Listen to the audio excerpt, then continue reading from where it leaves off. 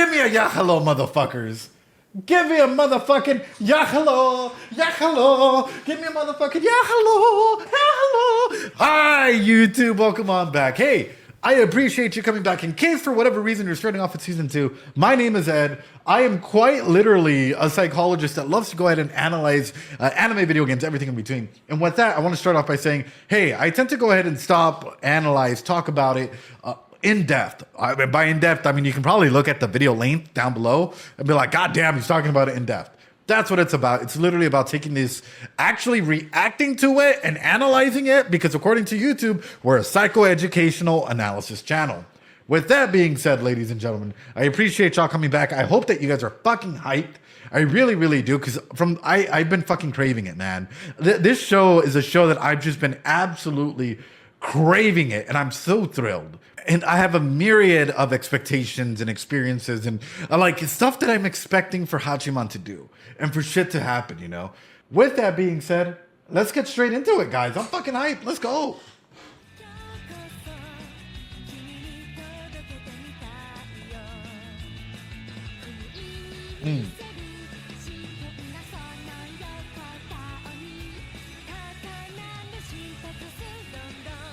Welcome on back.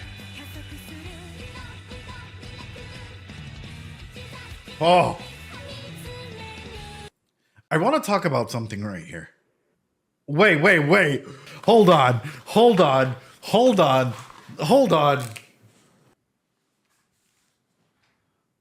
Okay, you guys can't read that. Fuck.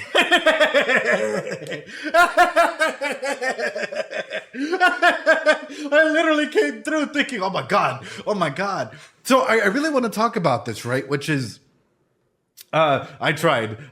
Wonderful job, Ed. 10 out of fucking 10. When it comes to this scenario specifically, right? All of these members in the band, at least as of this moment, I don't know about the pianist. I don't fucking know what the fuck's gonna come through from this. But we have the drum set, right? Which is Yukino's sister. We have Sensei on the fucking, I don't know, bass. We have, over there, like Yui is singing. Are these the agents of change for Hachiman? I.e., is Hachiman self-sacrificial enough to protect the people that are bringing music to his life? Is he enough, is this group enough to not only start him the process of change, but also for him to start the process of relapse? And that is what I'm interested in. That's what I'm curious about. Like in a scenario like this, could these people be so involved in Hachiman's life that yes, he's making steps forward. Yes, he is increasing. Yes, he is trying to go and be so much. And all of a sudden it's like, ooh, you know what? Like, this is a little too much. Maybe I am getting too attached. Hold on. So like Hachiman can be like, I started off here. I started off with no friends. I started off being alone. Now you expect me to be here? You expect me to be here? You expect me to be here. You expect me to come right here and stay right. That sounds dirty. You expect me to stay right here in this scenario, right? But I'm relapsing. I'm comfortable here. This is where I started. I started with nothing and now I'm here. I've done quite a drive, but this is scary. What if there's a drop here? What if when I reach this peak where, like, say people are being nice to me and like I'm actually making connections, all of a sudden I lose everything and I hurt even more? What if by opening myself up and being with you, chat, and being like, hey, like, I'm lonely, I'm making friends finally, and I start being vulnerable with you, you hurt me. Now I am beyond the base that I thought I established of the loneliness that I knew. And now I'm in a new dark hole where I have to reestablish what it's like to be lonely. Ooh. Oh man, I wonder if this ever gets touched on in this anime, I'm gonna fucking call it, brother. LR fucking show. Legendary fucking show, brother. If a concept of like self-vulnerability and like darkness in like, dark thoughts in that matter, like, because we know the enemy of ourselves, right? We know our darkest like demon, for example, right? Like the demons that we faced, that we've established already. But when we start to be like vulnerable already and all of a sudden we crash down because of the agents of change around us or people around us that are influencing us, oh man, yeah, that can, oof.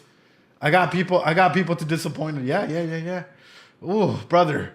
All right, sorry. I don't mean to be stopping right there, but I was just looking at this and I'm like, I love the symbolism that this is a stage. And in fact, this even brings up another question. And I'm sorry to be fucking cooking already, right? But my next question is this. How reliable of a narrator is Hachiman? Not much reliable. He's a self-conscious monster. So, I'm going to ask this. How much of a narrator, self-reliable or reliable narrator are you in your own world, in your own chat? How you talk to yourself, how you think for yourself. How reliable is that self-narrative, ladies and gentlemen? 50-50. We're all unreliable narrators because we twist the world around us a little bit to fit our schema. With our cognitive distortions, with the way that we distort our world around us, we literally start making the truth fit into the perceptions and boundaries of the world that we have set. And that is what's beautiful. Damn, brother. I'm damn near delusional. It's a great time. Oh. Oh.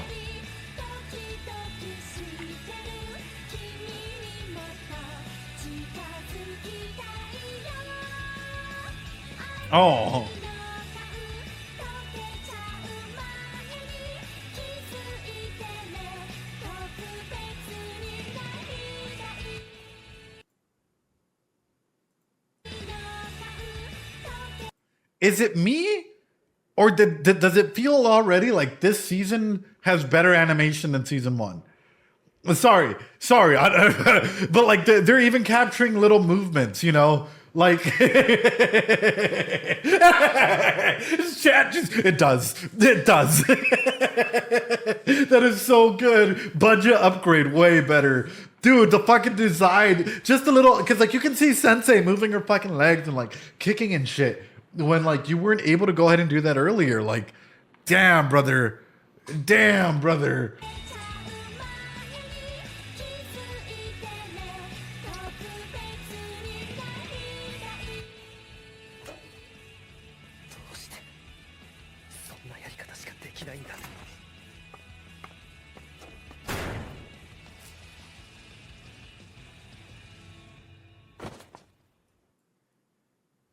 Now, I love talking about this. I was actually talking about this with the teen in counseling the other day.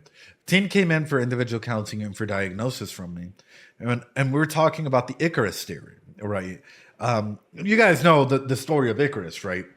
Which is essentially someone that flew too close to the sun, the wings burned off and they fell down to Earth, right?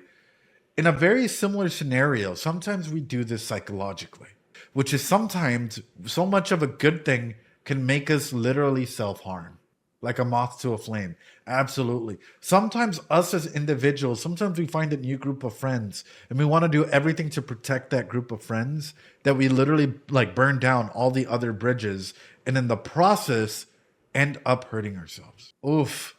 I was talking to the teenager the other day. And this is what he said, right? Because he has a group of friends that he's doing everything with, but he's burned off all other bridges of connection, all other friendships that he's had in order to protect this small group of friends. And now, all of a sudden, when this group of friends is trying to separate from him, what do you think that's done to him? As an individual, as a person, what do you think that has done to him? In the process of trying to accidentally cater and protect and white knight and self-sacrifice for this small group of people, and all of a sudden this group of people is like maybe pushing him back, what do you think that does to him? That fucking destroys him. Not only that, he can't go back and be like, hey, let me connect with you, because all the connections that he's done, he's burnt. So we were talking about self-care, and even further. So a girl approached him. Girl was trying to be in a relationship with him. What do you think he does? Anybody that's hurt like this, what do you think it'll do to you in a scenario like this? You're self-sacrificing. You're doing this. You burned off all the other bridges. One of two things. Number one, you overly attach. Oh, yes, no, you're going to be my partner. Oh, Senor Pinguino. Oh, you're amazing. I'm going to put you on this pedestal. I fucking love you. I'm going to protect you the same way I tried to protect my friends, because that's what I try and do. Even though at the end of the day, everyone pushes me away and I end up being burned and hurt. Or, quite literally, it's no, I can't. I can't, because if I connect with you, what's not to say that I become so vulnerable So vulnerable that you end up hurting me. And those are the two big reasons of fear that we have in there through these attachments aspects, you know. This is what I'm afraid of for Hachiman. I'm afraid that Hachiman is in a path of relapse. I'm afraid that Hachiman is so protective of this group of agents of change that he's had that he's quite literally like, he's becoming a martyr for himself and he's self-harming in this way. Where before, I don't know if he would do that, but it's evident that like he cares enough about this group to go out of his way to become the villain. Fuck, brother.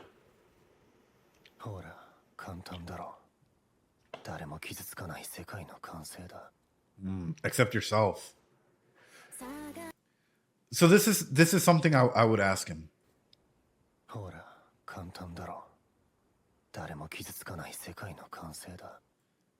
then who are you? You're somebody. What does that mean for you? Do you consider yourself less than a person? Do you how do you value yourself? How do you view yourself right now? What labels would you put on yourself? Are you a friend, a brother, a sister, a son, a daughter? Like, who are you in that manner? I feel like Hachiman might get the short end of the stick a lot, but he's an individual that carries a big heart that he's had to stitch together all the broken pieces over and over and over again. Oof. Interesting to note, who was going up the stairs in the first season? Yui. Yui went through a situational change or a big aspect of change. Now it's Hachiman. Is this Hachiman's arc, ladies and gentlemen? Is this Hachiman's fucking arc, ladies and gentlemen? What the fuck? Is this his aspect? Is this quite literally? Because last time we had a little bit of Yui involved and maybe the aspect of connection and we started seeing all that setup. But now we quite literally have Hachiman in the middle of the stairs in the same way where Yui was walking up these steps in season 1. And now he's looking up as though he's about to go up. But it's interesting that the camera is on a lower angle as though he still has the opportunity to go down.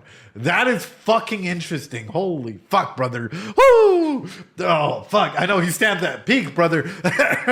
It's interesting, though, because he's waiting in the middle, right? It's not like he's taking a couple steps forward. He's just in the middle as though he could either come down or he can go up. And that's what I'm finding this fucking beautiful aspect of poetry and motion. Because holy fuck, dude. Holy fuck. Interesting that they're still using the 3-chair dynamic or the table and chair dynamic. The only reason I'm taking a second to analyze this is what do we see in the first shot of season 1? Right? And what are we getting here for the opening title as well? In this season, we have all 3. Shit like this, I have fucking goosebumps. I have fucking goosebumps, ladies and gentlemen. In season 1, we had a little bit more, I would say, of like that self-relevant nature of self, right? Before Yukino was alone versus now having these 3 people, which again, there was true love put into making this series, which again, looking at this and analyzing it and taking that moment to just, ooh, what we're starting to go ahead and see is, hey, what the fuck is this going to happen to this dynamics? Like clearly the dynamics in this whole setting is gonna implode or explode or whatever. But fuck, brother. Now, question for you: who is Hachiman looking at, Yui or Yukino? Or is he in front and both girls are looking at him? Clearly, Sensei in the distance, like he's looking at me. Because to me, both girls are looking at someone, and either he's looking back in embarrassment or perspective, brother. Perspective. He's looking at you, Ed. He wants therapy. He needs therapy. Hachiman really does need fucking therapy, brother. Love him to death. I think as a character, he's absolutely fucking amazing at the fact that he's flawed. You know, I'm looking at just the animation before we come back and look at the lyrics, ladies and gentlemen. I like the fact that we're seeing this group dynamic. It's like a lot of the group dynamics that are being presented are staying the same, right? Nothing's really changing in this environment.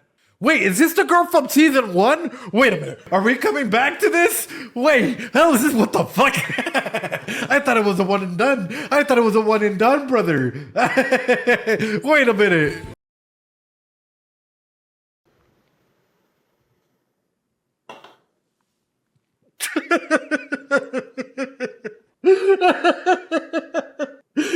Fucking one shot of Sensei being fucking amazing. The next shot, oh. It's almost nostalgic, right? Just seeing the orange light come through, like the evening light come through.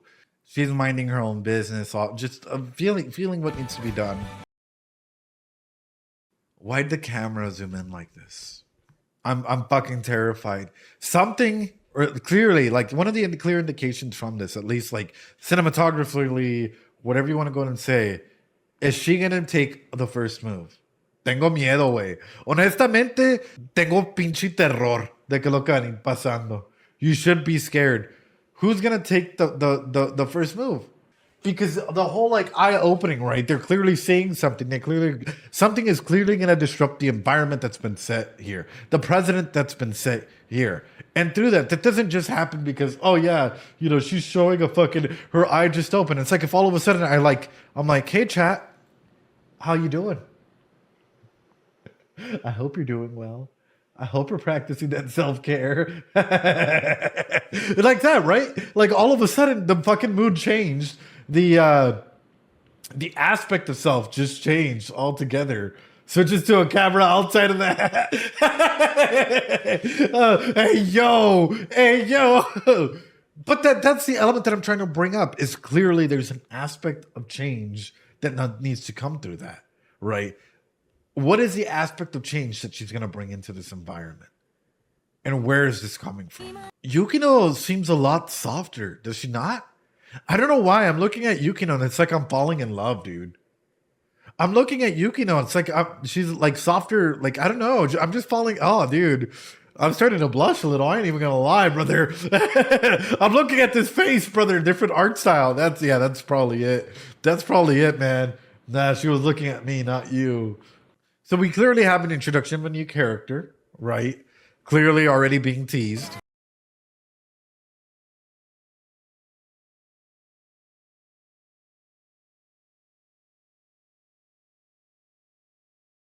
No. Wait.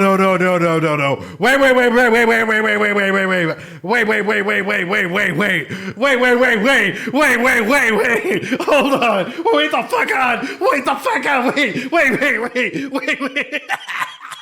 You can't just fucking do that. Wait. You can't just fucking do that. You can't just fucking do that. You can't just fucking do that. What the fuck is this, brother? Oh, shit.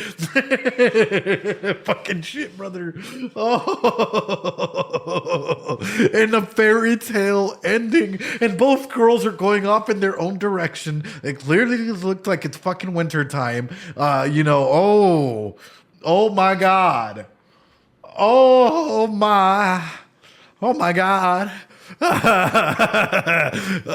What the fuck is gonna rip them apart, brother? What the fuck is gonna rip them apart? Is Hachiman gonna be the reason for their rift? They're both not even going in the same direction. This is just like straight up, like the symbolism behind their actions, where they could have said goodbye or something, or even included just a shot of friendliness, but yet they don't. They just include both of them standing up and fucking dipping, bro. And Hachiman is there.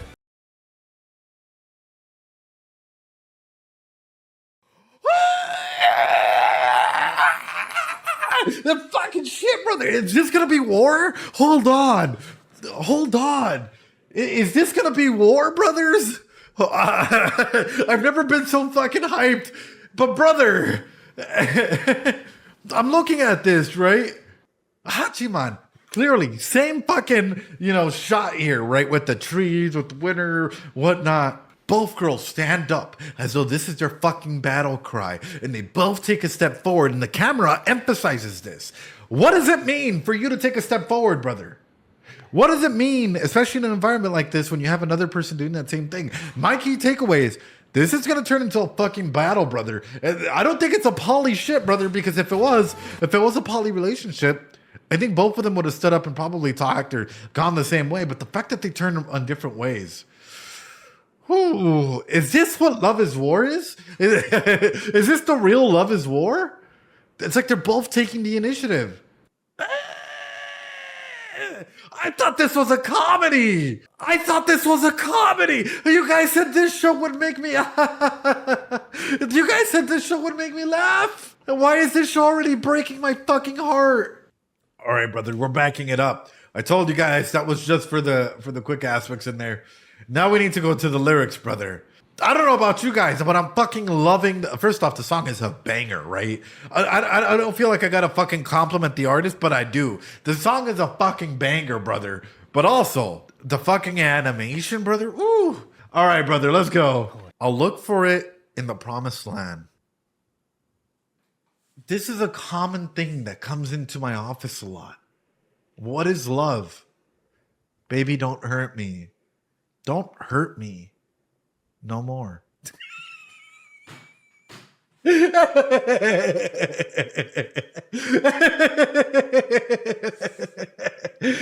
damn it, Ed. What is Zor? That is not a Z, my friend. A Z for me would be like this. That's a Z. What is love? Like, legitimately. I laughed too hard because I said that too. Like, is love something that for a lot of people, feels unattainable? A lot of people that have been extremely depressed, have had issues finding love. Have you guys ever had that thought where you felt like love was unattainable? Or genuine connection was something that you would look in the promised land in another way, right? Yeah. I'll be honest, for some people, absolutely. I'm almost 20 and I've never had a romantic partner. Oh, flame slinger. Bro, you do you. Take your time. You find the person that's good for you, my brother. Love, what's that? Is it tasty?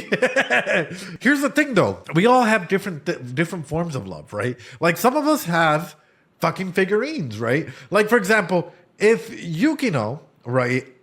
Like, let's say an adult, the same age Yukino or Yui were to appear in front of you, you guys would probably share an aspect of like, hey, you know what? I really love the show, really loved Oregairu, really loved whatever, right? But you love people differently. I love fucking Senor Pinguino here. Credible individual, has been with us through a lot of fucking shit, has been thrown and flown across the room hundreds of times at this point.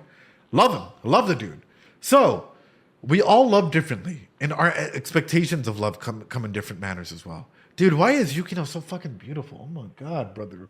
Oh my God, brother. Look at the fucking face, brother. I'm trying to think of the lyrics, and I have this face just staring at me, brother. I gotta back it up a little bit. Hold on.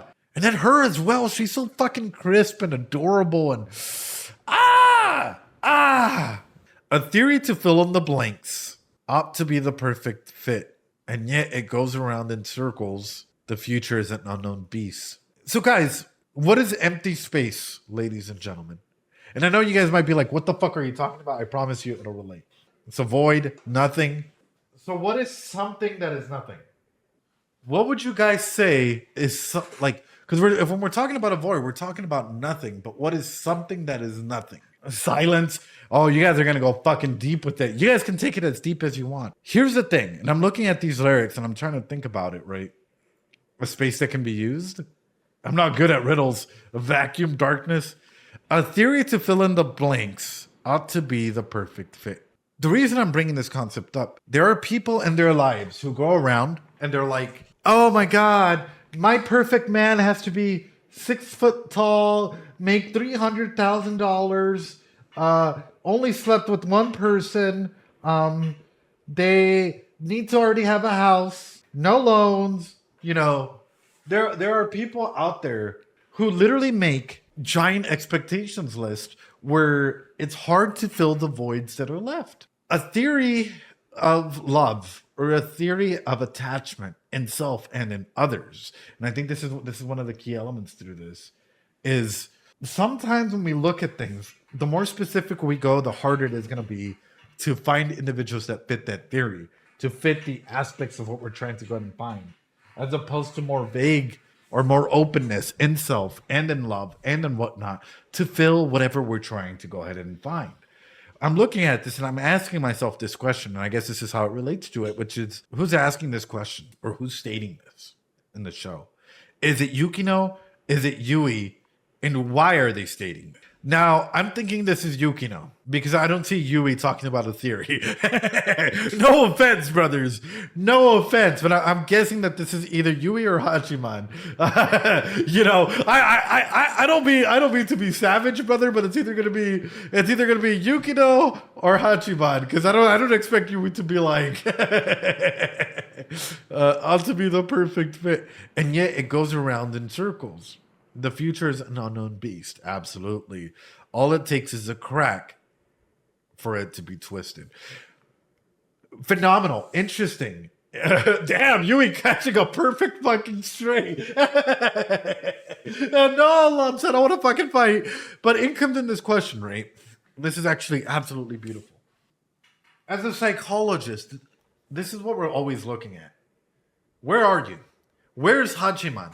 Is he in the past, present, or future? Where's Hachiman always, like, where does his trauma stem from him? Where does he stay in a lot of his cognitive distortions? In a lot of his distortions, he's in the past, brother.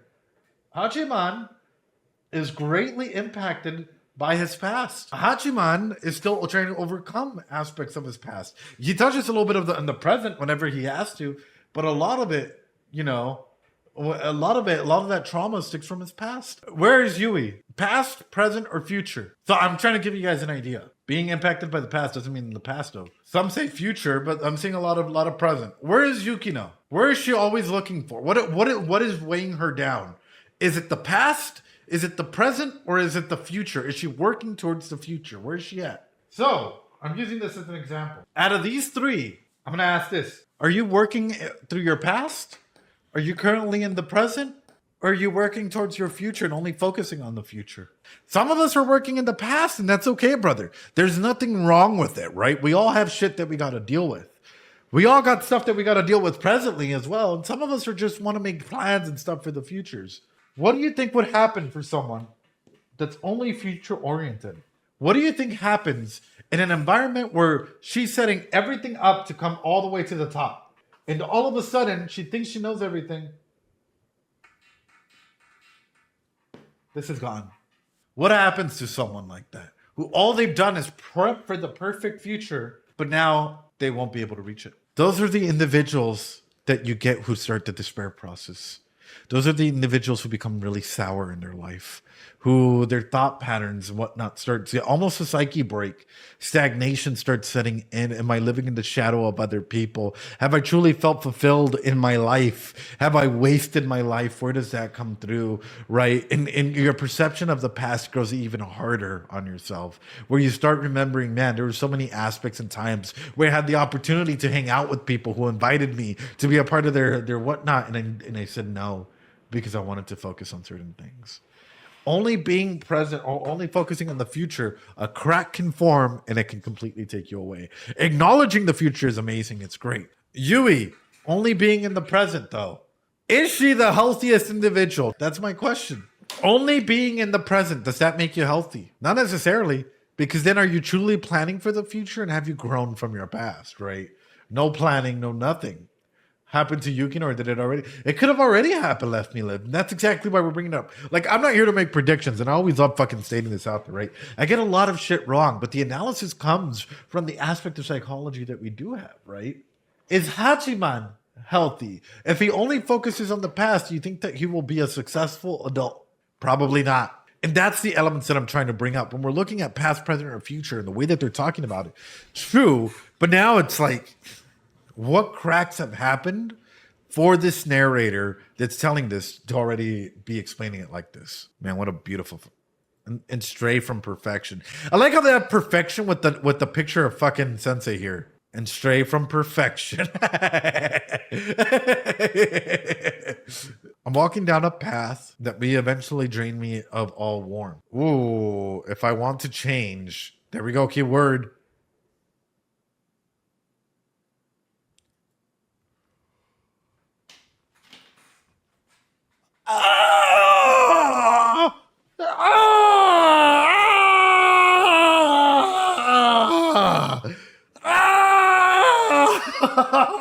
Damn!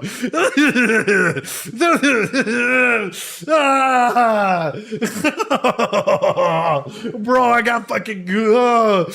I hadn't read the fucking lyrics. I was just focusing. Oh, that's so good.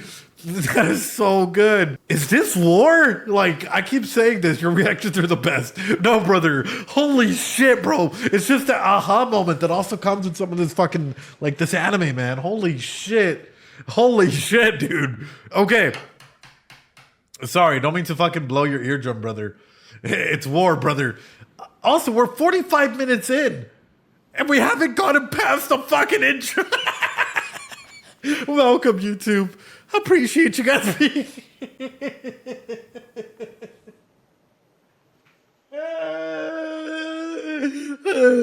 So, no, that's absolutely true, right? And I do want to go ahead and highlight this because oftentimes people just fucking play it down.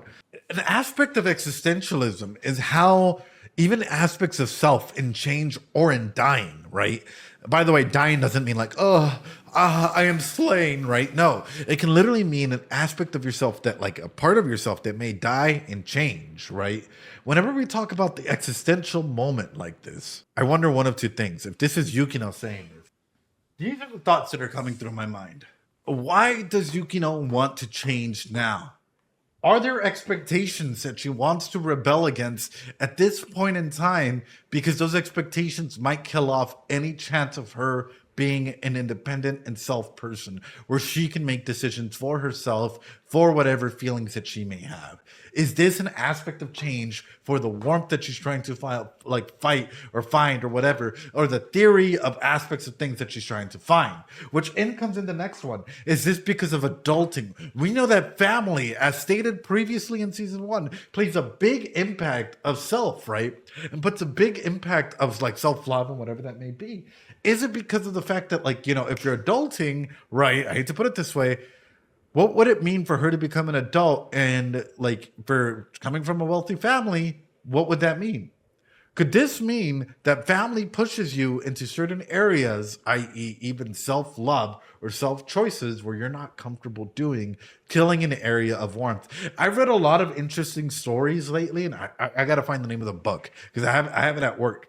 And it goes over the courtesans in both like Amsterdam and like Japan and some of these aspects where they would literally state that they disassociated during the act in order to preserve little aspects of warmth, of love, of self, like self-dignity in itself, right?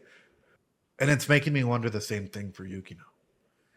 Is there something to do family-wise or adulting-wise where she's talking about this coldness, this aspect that may be impacting the expectations in adulting in this environment where she has to take action now in order for her to not go down like a route where she is a cold, heartless machine, ice-cold princess, as she was labeled in season 1. Woo! Into the next one. What is Haruno going to do about this? Is she bad or is she good? Is she the type of person that pushes her? Is she the type of person that wants Yukino to not follow in her footpath, right? Is she the type of person that, yes, she might be presenting barriers and stuff, but in order to guide Yukino into an area of warmth, of self, of love, of care, of identity, of whatnot in that aspect? Is this revolution, this step that she's taken, gonna come with casualties, specifically with chaos with Yui? If she takes this step, is this going to damage their fucking relationship? Not only that, Hachiman's relationship and her relationship with others around. Oh my God, brother. Oh my God. Fucking love this shit, brother. It's now or never. I don't want an ideal replica. Oh, no. Oh, no. Oh, how the fuck do I ask this? I'm looking at the way that Yui is fucking running to him, right? I'm looking at the way that Yui is just fucking running to him in this regard. Is Yui gonna go down without a fight? Yui is clearly running, and they're talking about this ideal replica, like in a fake, right, is what a replica is. Is Yui gonna go down without a fight? I'm gonna go ahead and say this. Even if there's a winner, and even if it's not Yukino, say that it's Sensei or this other girl. Is Yui going to stop fighting even if Hachiman, say, were to get in a relationship? Because this aspect of I don't want an ideal replica, we see her, even in season 1, her attachment with Hachiman is fucking huge, man. Oh my God. Okay, hold on. All I need is something genuine. Oh, jeez, the fucking thing is calling her a fucking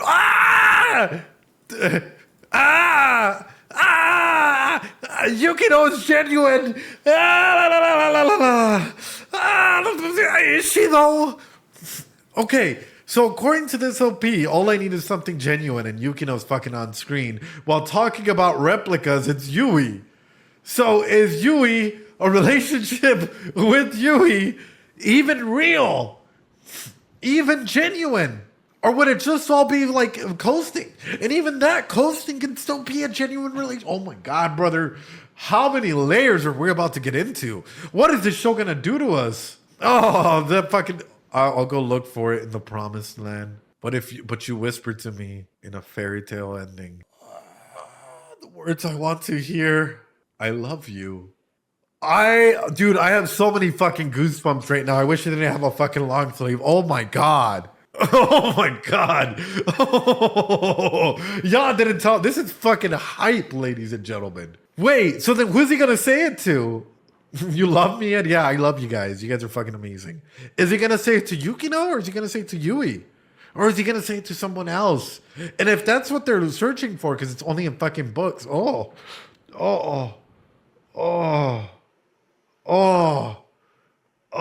Sensei's car, or both harem route. Let's go. All right, ladies and gentlemen. Oh, I noticed some things, but I'll save it for another day. I appreciate the restraint. Thank you, brother. That was so hard.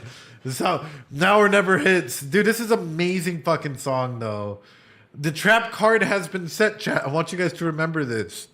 Yukino, season 1, season 2 opening. That's all I gotta say. There's a trap card that has been set, and I've noticed it. That's all I gotta say, brother. All right, let's go. 文化祭も終わり、体育祭も大化なく過ぎると、一気に気温が下がり、涼しいというよりは寒い風が吹き抜けていた。さらに言えば、俺の周囲は一層寒々しい。いつものことである。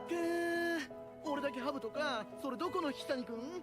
何谷くんだよ。はいはい、面白い面白い。っていうか俺の名前、そもそも引谷じゃないけどな。やはら。お。今日部活行くでしょ。お。そっか。じゃあ部室で。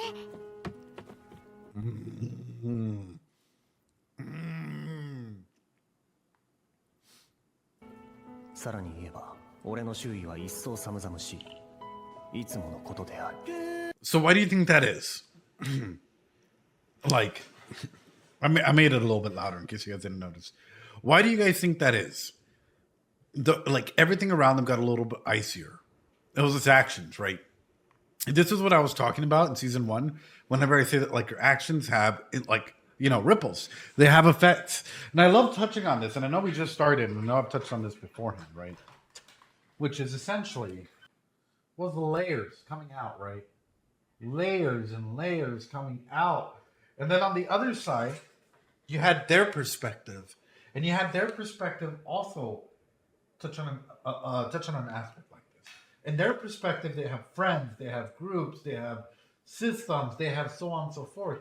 And so now that we look at both of these, right, and we look at the way that they interlink, right, I think that's the number one thing that we need to look at. Is shut the fuck up. This is Broad Forbidden Ecological Theory. It's a very serious theory, ladies and gentlemen, okay? Like, we need to do...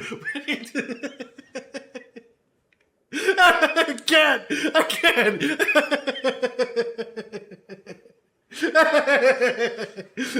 Blue blood theory. So what I'm trying to say here is this incident, right, and through Hachiman, what actually happened, caused a ripple to go all the way through, and then their perspectives of the onlookers, it caused a back and forth.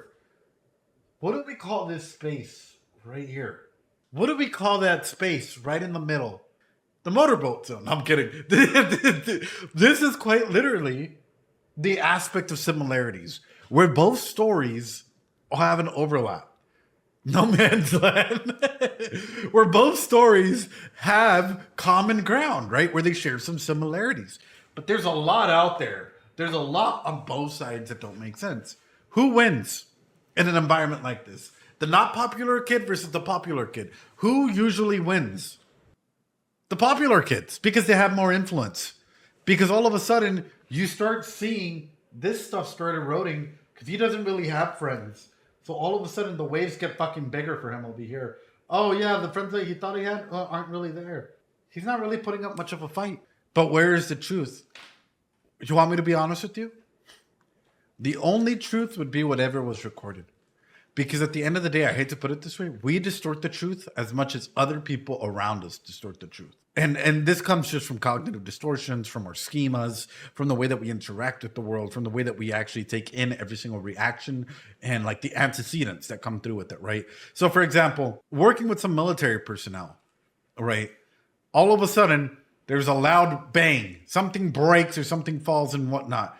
Been pre-military or depending on where they were, some people might jump. Some people might literally like go into like fear mode, like fight or flight mode, right? Others might not mind it at all. It depends on where you are environmentally, and everyone has a different story to tell based on whatever happens, right? So for example, this is a blue M&M, right? This blue M&M is walking around its life, right? Doing just fine. All of a sudden, an Ed appears and bites half of its body off. Now, this M&M is walking around and sees another Ed. What happens with that M&M? They're more likely to freak the fuck out. Is this M&M story true? Probably. But is it absolutely true? Probably not. There's probably more elements to happening. Is Ed's story true about biting the M&M just for biting the M&M? Probably not. There's probably more to it as well. So that's what I'm saying. When it comes to certain situations like this, there's always distortions of the truth that are happening. And trauma allows us to distort the truth to fit our worldview. Sorry, guys. 俺だけハブとかそれどこの日谷君何谷君だよ That's fucked up. 俺だけハブとかそれどこの日谷君何谷君だよ That is so fucked up, dude. Words can damage people. And I think that's one of the key element in here is like have you ever heard a group of people, a group of friends, whatnot, talking shit about you behind your back? I think I opened up the stream talking about this, right? People around you that should at least like be open to talking about it, right? We'll add new bullying to his list. Well, it doesn't even matter if it's your friends or not, but just a group of people around you that are talking shit about you. What does that do to you? It isolates you. It makes you feel lonely. It makes you feel whatnot, right? Even for myself, right? If you're seeing other content creators or other individuals like doing certain things like that, it can have an effect, not just on me, but on others in the community as well. Because at the end of the day, even if it's an unintended insult like that, it's still within his sphere of influence. Not only that, it's in his immediacy. VA is friends with the author of Oregairu. Oh, is he? Oh. So, like, imagine this. This isn't even outside the classroom. This is in the classroom. This is in his immediate earshot, and they're saying it out loud. If that wouldn't fuck with the person's psyche for a little bit, はいはい、面白い面白い。っていうか俺の名前、そもそも引谷じゃないけどな。いやハロー。お、今日部活 Yui's fucking adorable, brother. Yui's fucking adorable. Now, why is this a risky move? Yui has broken away from friends, a group of friends or a group of whatever, that are clearly talking shit about this guy. Her unknowingly has quite literally, I know it's the first Yahalo of season 2, ladies and gentlemen. Fucking mark it down, brothers. Mark it down. But she has legitimately stepped away from this group of toxic individuals to come say hi to the person that they were talking shit about. She's telling him a secret or something. What would that do? Immediately, there's something more going on here. She's willing to break from that group to come and retain this person? Ask information? 行くでしょ。お、そっか。じゃあ部室で。 Oh, I want to. Oh, 8万。 best girl, ロングホームルームで集 best girl, best girl, best girl. Whew, whew, brother. 修学旅行の半決めするんだって。そうか。まあでもみんな大体決まってるだろそうなのかな。僕はまだ決まってないんだけど。う。守りたい、この笑顔。 Ooh, did the author just play me? Did the author just play us? Why is Saika the only girl that Hachiman has shown vulnerability towards? Because he's a guy. Bing, bing, bing, bing, bing. Why? I want you guys to just fucking take it. Took me a moment, right? It took me a moment, especially with chat always being like, Saika's best girl. Saika's best girl, right? Over and over again. It took me a moment, and then it hit. I feel like this is a misdirect from the author. And I feel like he's done it in such a fucking beautiful way that not like it, we take this route, we'd just be like, yeah, Psycha, which yeah, Psycha. But it's actually because of two things. Number one, for Hachiman, it's safer to express how he would genuinely feel this way because he does not have trauma with guys. He does not have romantic trauma with guys. So he's able to show more of that vulnerability with Psycha, knowing the fact that she's a guy. He blushes. He does all of these things because who has hurt him in the past? Who has hurt Hachiman in the past? She's a guy. Kappa. It's good that you specifically like because otherwise that would not be true. Who has hurt him romantically in the past? How did that make him feel? Isolated, hurt, whatnot. Even with the guys, there's still some sense of sentiment, right? He can't fall in love with Psycha, so he can follow the way. So what oftentimes this is showing is, I think this is how he would act if he were in a real relationship with one of the other girls. And if he was vulnerable enough to be this way, but would this scare him? If he was this way, say with Yui or Yukino, do you think that he would be fucking terrified? I think that this is fucking terrifying for him to be this vulnerable, but yet he excuses it because Psycha is a guy. Dude, this is fucking genius level writing. I'm not gonna lie to you. Like if this is why it's a defense mechanism that he's brought up, that he's able to express himself in this way, and they feel safe and secure to express himself in this way due to past trauma, genius level shit, because most people would look at it and be like, I see why. Trap, right? Or try and throw out any fucking label out there. But in reality, it's a trauma response because he isn't afraid of Psycha rejecting him. That is fucking beautiful shit, man. Woo! Like I'm telling you, like it's one of my top moments. I felt internally amazed and blown away by what an author has done. Like I hadn't even thought about it until that second. I want to protect that smile. And who do we usually say that shit to? But to someone that we're like dating or someone that we really genuinely fucking love and care about. He's afraid of expressing this to others, to whatnot. But man, defensive mechanism, 100%. He isn't afraid of being rejected, even though he considered confessing. Do you think it might also play how Psycha approaches him?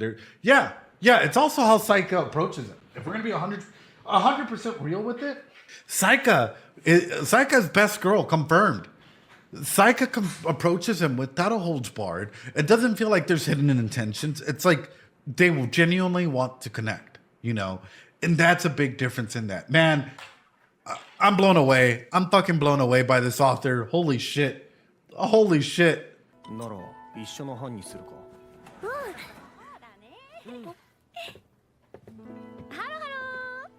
隼人君どこ行ってた？マジ単独行動とか。Chat, you meet someone like Psycha. Question. Would? You meet someone like Psycha, you're around your age. Would? Question. トイレくらい一人で行かせてくれ。っていうか飛べ、そのネタ使いすぎ。だな。 100%. 滑るわ。むしろ飛べるわ。今度は俺かよ。マジ勘弁だし。Don't make me rethink.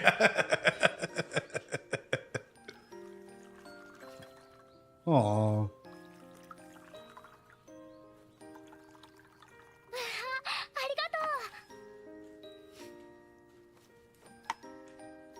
Wait, was there a new stamp? Was there? I'll rewind it a little bit.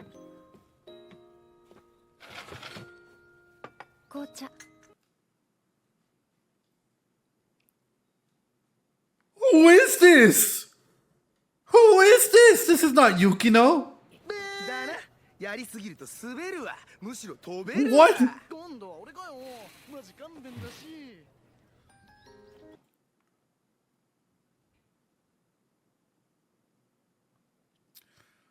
13 stickers for 13 episodes. 1 sticker for the new one.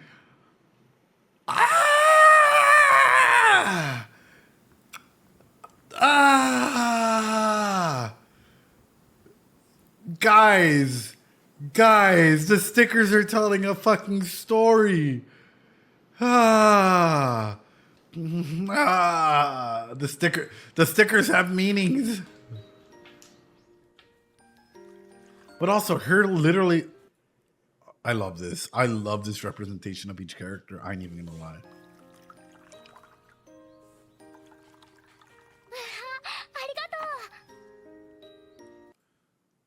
Oh. Oh. Oh. Oh. Oh. Oh. Her yell, like, you're telling me that the thing that genuinely isn't meaningless? Really? Like, the fact that, like, she's even thinking about it, right? She waved at him in season 1. The fact that she's now openly, like, warming up in this way. My heart, bro, is about to burst. From being the ice cold individual that she really was, that first little instance, to where she is now. Dude, my heart is fucking filled with Yukino at the moment. I can't state it enough. I wish it was me, brother.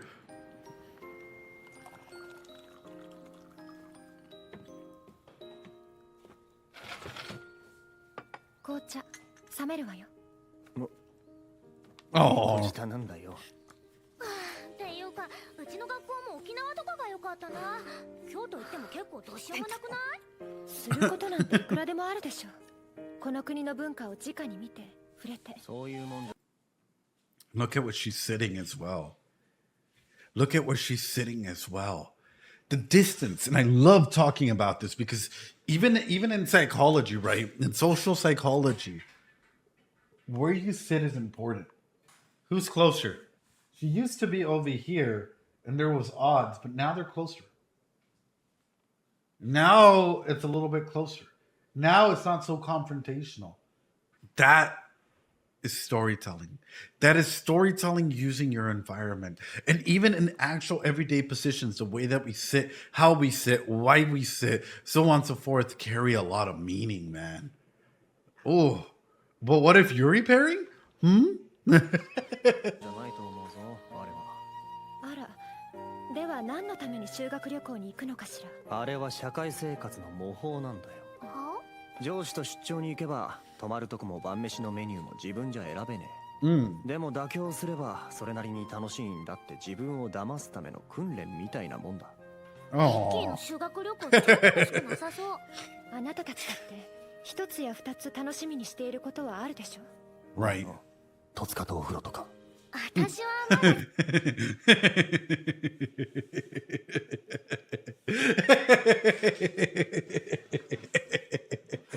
Fucking based. He's us for real, for real. Fucking based, brother. 調べてないからな。ユキノは？そうね。龍安寺、清水寺もそうだけれど、六雲寺、自正寺あたりの有名どころも押さえておきたいところね。六雲寺、正寺。混ぜるなよ。なんかちょっとかっこいいキャラ名見たくなっちゃったぞ。一般的には金閣、銀閣という呼び。And you guys were telling me how the fuck would I know that like it's not Yui fucking doing that opening shit? I don't think she would like. I think she would mix up a lot of words, brother. But I also wanted to talk about this because chat. I'm gonna be straight up with you, and y'all can fucking bonk me for this. But seeing Yukino and Yui in one of those like priestess maid whatever outfits would send me through the fucking roof, brother. I ain't even gonna lie. I ain't gonna play this close to my chest, brother. Miko outfits, yes. Oh, dude, I would fucking like. Ooh, Shrine Maiden. Thank you, Freezy. The drool would be real for a second, you know. Bonk me. Damn. あとはというところかしらね。詳しい。 World Maker, true. じゃらんなの。こいつ楽しみにしすぎなんじゃないのか。京都についての知識なんて一般常識の範疇でしょ。Aww. Friends, bro. なんでもない、なんでもない。どうぞ。いや、何かご用かしら。ちょっと相談事があって連れてきたんだけど。いや、 I want to talk about this. What a beautiful way. What a Chekhovian way. What a, oh my God, brother. Oh, I'm like, my theater me is just fucking cooming everywhere. Huh? What a beautiful way of reflecting and showcasing, like, you know, that stuff is changing again. Right? Because at the very beginning, you know, entering this club starts the aspects of change. What does it mean? Yeah, what does it mean for him to come through, right, in this environment, even though they've had beef with one another between Hachiman and my other guy? Don't come everywhere. Have some control, please, right? And for him to come through into this room, specifically knowing that Hachiman is there. There's so many aspects and things in here that are beautiful and majestic, and also a wonderful way of saying that, like, you know, storytelling, it can be circular, right? Or cyclical. Hayato is complicated. 頼みに来たのはこっちだろ。いやでもほら、引谷君にはこういうこと話せないでしょう。信頼度ゼロだわ。トベッチ、その言い方なくない？まあ、引谷君が悪いのだし仕方ないわね。おー。では悪いけれど出て行ってもらえるかしら。んじゃ、いろいろ終わったら適当に呼んでくれ。待ちなさい。どこへ行くの？え？出て行くのは彼らの方。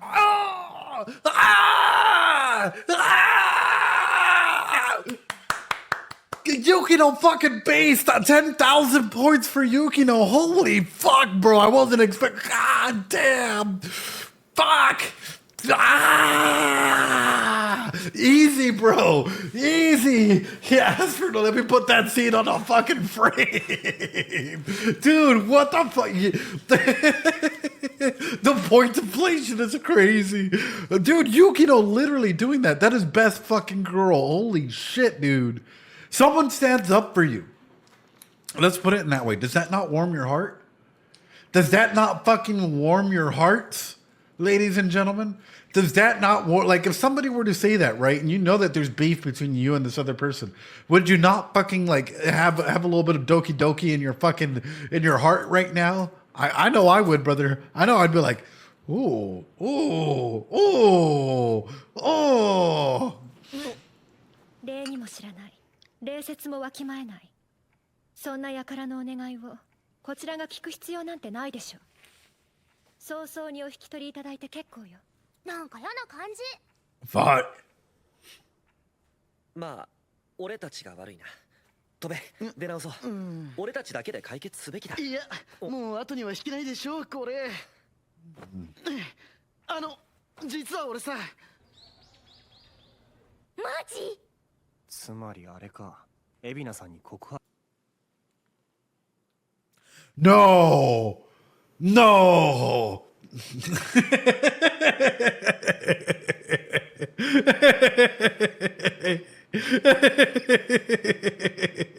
The audacity, brother. You can see the math. I'm mathing, brothers. I'm mathing. Asking I know, I'm like, first off, you're asking like the worst fucking people.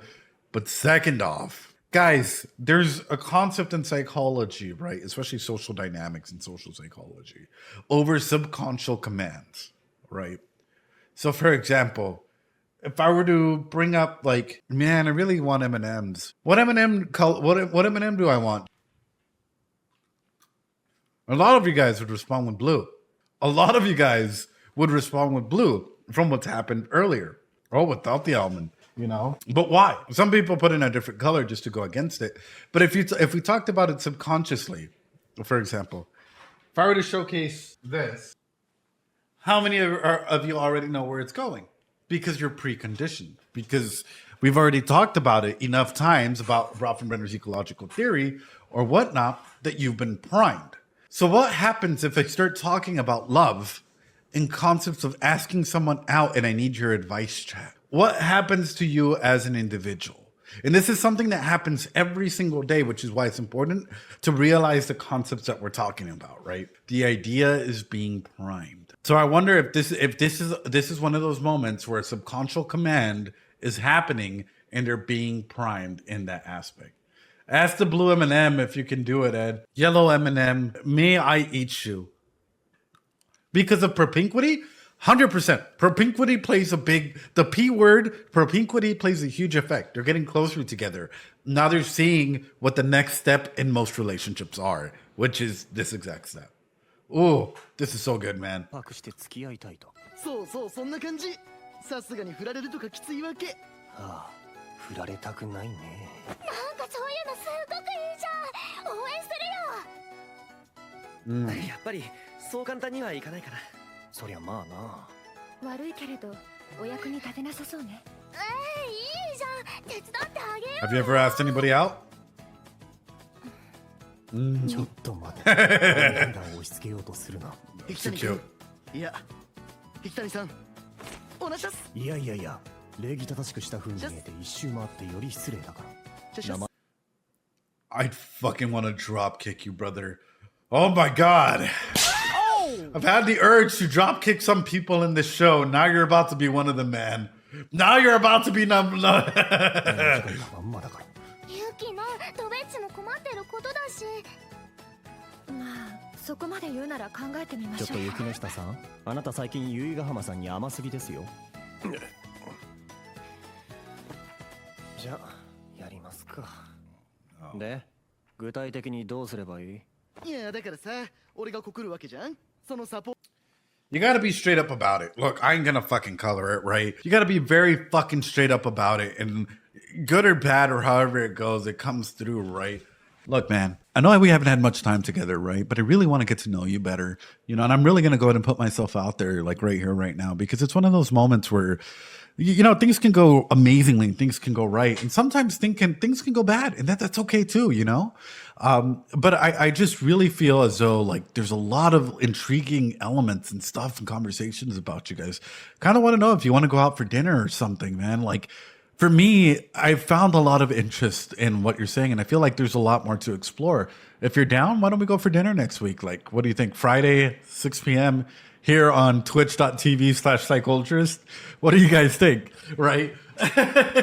You are too close to me, brother. Oh, thanks, Ed. Appreciate it. Sarah agreed. But no, a lot of people are afraid of just being straight up. A lot of people are afraid of rejection. A lot of people cover up rejection, or they already know that rejection is coming, so they do the most ridiculous over the top things in order to nullify the rejection and make them feel like they've gone through everything. That's why I'm highlighting this. And that's why I did that, because people are very afraid of just being that way. For those of you guys that are dating, how many of you guys text a lot? How many of you guys have ever texted a relationship dead, or what could have been a relationship dead? I have. I'll be straight up. That was one of the first mistakes I did as a fucking teenager. Text is nearly, or Discorded someone, or, you know, got yourself a Discord kitten or something like that. And then turns out like that fucking fell through or whatever the shit, right? Straight up, I did. When I first started off, this was like when I had just gotten my bachelor's, just literally learning the fucking basics, right? I was like, oh yeah, I'm gonna chat with people. If all you do is text and you're not planning dates and you're not planning to go out and meet someone and have fun, or, you know, go so on and so forth. And in essence, over-explaining can also be a downfall. Texting does not equal relationships. Thank you. My fingers are stiff. But that's the element I wanted to go ahead and bring up, because oftentimes that gets thrown under way too often, or just FaceTiming a person altogether. Calling better, saves time. Plan a date. You know, use your phone to schedule something. じゃあやりますか。で、具体的にどうすればいい？いやだからさ、俺が告るわけじゃん。そのサポート的なこと？とりあえず思いの丈は分かった。けどな、それってリスキーなんじゃねえのか？Right. リスキーってリスク、危険度や損失を被る可能性のこと。意味くらいわかるからどういうリスクかってこと告るだろ？で振られるだろ？それ確定してるんだ。それだけじゃない。次の日クラスのみんながそのことを知ってるのは当然だよな。知ってるだけならいい。けどよ、ちらほら聞こえてくるんだよ。香り、引き金に告られたらしいよ。うわ、香りかわいそう。 So this is where you have to start. Yeah, this is all trauma talk, by the way. Cognitive distortions. Where is he at? Where is he at? First trauma moment of season 2, right? What is he doing? He's catastrophizing, brother. He's magnifying what happened. Oh my God, everyone's going to be whispering about my relationship or me asking her out and failing. And oh, they're all going to jump to her side. And everyone's going to go ahead and blow this out of proportion. And this is negative mental filtering where everything is going to come out negative and there's nothing in it for me. Getting rejected sucks, don't get me wrong. But these cognitive distortions really play into how we perceive the world. However, this is his perspective if he asks somebody out. This is his cognitive distortion if he called or asked somebody out. What if he were asked out? This is his perspective, what we were seeing right now, of him asking somebody out and what that would mean. What would happen in the reverse? ladies and gentlemen. Sorry, I'm getting fucking hyped about it. I'm getting really fucking hyped about it because I'm looking at this and I'm like, oh, wait. We're looking at this aspect where cognitively, ちらほら聞こえてくる he's explaining his narrative as to what he thinks. What he thinks. Oh, jeez, boy. What he thinks would go ahead and happen. Sorry, I'm losing my fucking voice. If he were to go ahead and, like, you know, ask somebody out. So, we already saw in season 1 when Yui, I know, real voice, when Yui was trying to go ahead and be there for him and, like, was about to confess something, all of a sudden, you know, like, that tenseness, that freaking out nature. Oh, man, I don't know what the fuck's to come this season. I'm fucking hyped. I'm fucking hyped. 香り引きがやに告られたらしいよ。うわー、 I don't think so, Ziegler. 私アドレス教えなくてよかった。あんたみたいな愉快なおしゃべりのネタにされちょっぴり傷つくリスクがあるまたヒッキーの話だった。他にもあるぞ例えば自分が仲いいやつに告白するとその後の関係がまあまあもう分かったからさ、その辺はうまくやるよじゃあ俺は部活あるから God で damn. はとりあえ Thanks ず so much for the ト shirt. ル君のアピールポイントを探してみましょう。隼人君と友達？早速人頼みだし。他になんか Now, this is where, as a, you know, doing any form of like couple relationship therapy, I would actually ask something different. Why do you want to ask her out? We've heard many stories of Hachiman's shaman looks every time they say a different girl's name. It's interesting how he tried so many times in middle school but gave up in high school. True. So in comes in my question, right? And saying it like straight up as a psychologist, as a therapist, my first question is, why do you want to ask this person out? Now, what are your good traits? We can get to that later. But why? What drives you to, for this moment, for you to want to ask her out? What specifically gets you there? Learned helplessness. When put it that way, there seems to be an aspect of learned helplessness. But that's usually what gives people to go trying many times and failing every single one. Yeah. Here's the thing. Let's touch on that just a little bit. Learned helplessness is a very real thing. An element that I do is help out individuals. I'm gonna share the story. I help out individuals in finding housing as well. Right. That's one of the core areas of the place where I work at. And some of the aspects and techniques that I teach my people is how to go ahead and help get people into housing. Met a homeless veteran the other day out in the street, literally off the clock for me. I go and sit right next to him and I'm like, hey, like, what are you doing out here? Like, what's going on? Are you at the like local shelter? Where are you staying at? Do you need any help? He's like, I don't need no help from nobody. Nobody, like everywhere I've turned and still told me no. I don't need no help from absolutely nobody. Nobody follows through. My, like, you know, my case managers that I've had have completely failed me. My family has stopped checking up on me. They let me go homeless. Nobody cares about me. Nobody loves me. Nobody's there for me in that regard. Stayed with them for like 1 or 2 hours a couple nights ago. And I'm like, I was just empathizing with them. I'm like, dude, that genuinely fucking sucks. I'm like, I can't even imagine being in your shoes, giving like, you know, your all for your country and then being in the state that you're in. Like, that sounds like a lot. And it sounds like you're going through quite a bit of issues. And I start doing motivational interviewing, which is like you're asking them questions to try and get them in a way to start get them thinking that they can do a little bit better for themselves. And I come to learn it's been years where organizations, mental health, physical, medical, have let him down to the point where he doesn't trust anyone. I'm just empathizing with them. I'm not even pushing my program, nothing in any regard, right? I'm not even saying a little peep word, nothing, because I'm like, there's a big distrust that's clearly happened here. And it's to the point where he can't even call for help. He doesn't know who to call for help. He doesn't know what to do anything, right? I gave him my phone number. I taught him how to go ahead and dial and all of that. I'm like, hey, man, if you ever need anything, I'm a call away. Just letting you know, right? Day later, it was close to closing up. I get a call. I'm like, hey, hello, because they didn't recognize the number. And he's like, hey, Ed, you got some time right now? I kind of need some help. Sure, what do you need? Go pick him up, bring him back to the office. And he's like, whoa, what is this? And I'm like, hey, what do you need help with? Because he needed some help with the local, trying to find housing or trying to take those next steps. He didn't know where to start, and he didn't know that he was talking to the right person. In less than a couple hours, we managed to get him, not just me, the whole team, case managers, individuals, people that handle housing, to literally find him a home where he can live on right? A home where he can live, get proper case management. He's under, like, you know, he has a whole care team now actively taking part of him, where all I have to do, because again, help them out, I'm just in the back staying there. But learned helplessness is a very fucking real thing that's happened from very early on, can happen even while taking tests. I showcase that story, and I talk about that story because for me, having empathy is king. Having empathy and talking to people with love and adoration and literally being there for people is what it's all about. Helping people grow helps us grow. And in the process, some people have been lost for so fucking long that they just need a little bit of words of kindness to connect, to start the process of healing. And my God, I saw him today, man. He's beyond the fucking world, bro. He started decorating. I never seen a person so fucking happy to literally have a stove and have electricity, guys. I've never seen a person so happy to be able to turn on the water and be able to take a shower.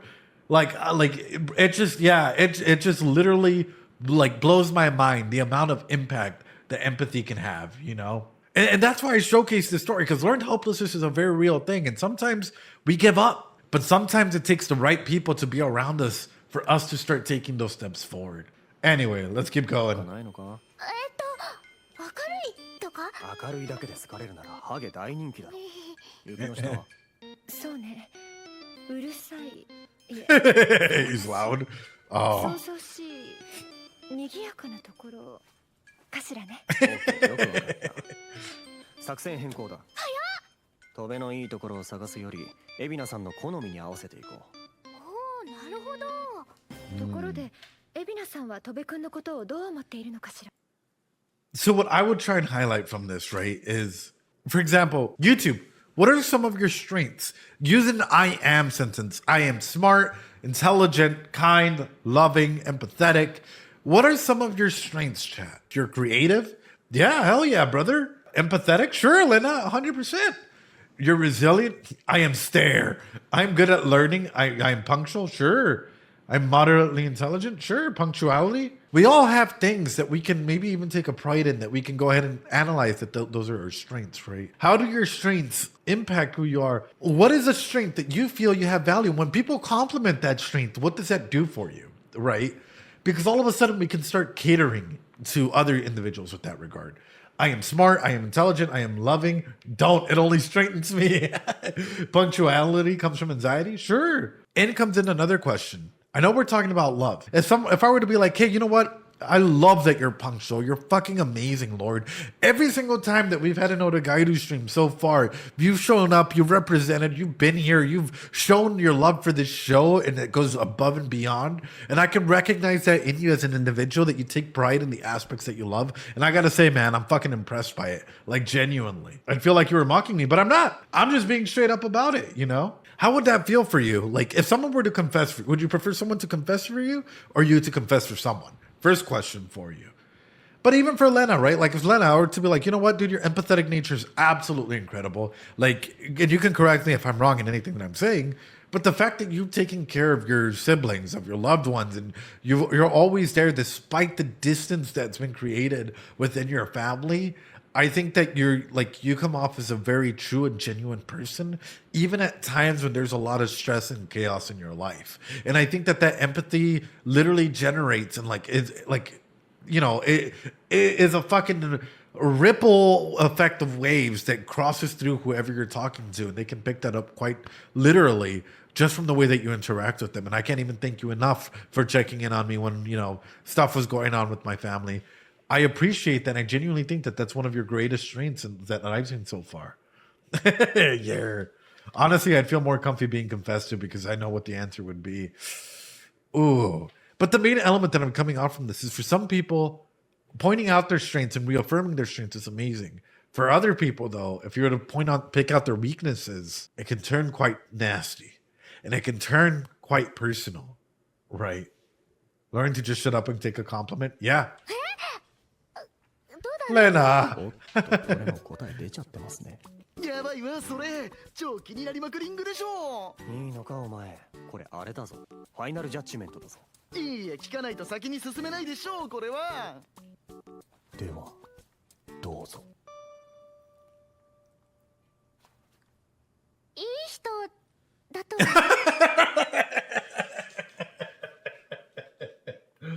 Oh no.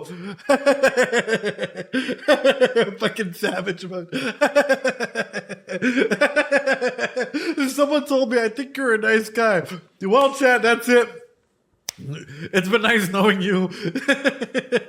Well, you know, I don't think my chances of actually succeeding in confessing is going. I'm fucking dead. Oh, fuck, brother. 涙か女子の言ういい人とは 100% どうでもいい人のことである。これプラス査定じゃね？ Is that true, though? Hit me with the R's, that's nice guys. I'm gonna go cry there. Oh, bro. Gotta take a short walk off the pier. Fucking F in the chat, brothers. That's hardcore. Oh, I'm gonna ask a question. I want you guys to be straight up honest with me, right? How many of you guys, maybe you start flirting with someone, it's going good, and maybe you unknowingly, like say that you were doing 10%, start going fucking ham with it, with the giving a little too much and trying to be there a little too much for this person. I ain't gonna fucking lie. This was me for a good little bit.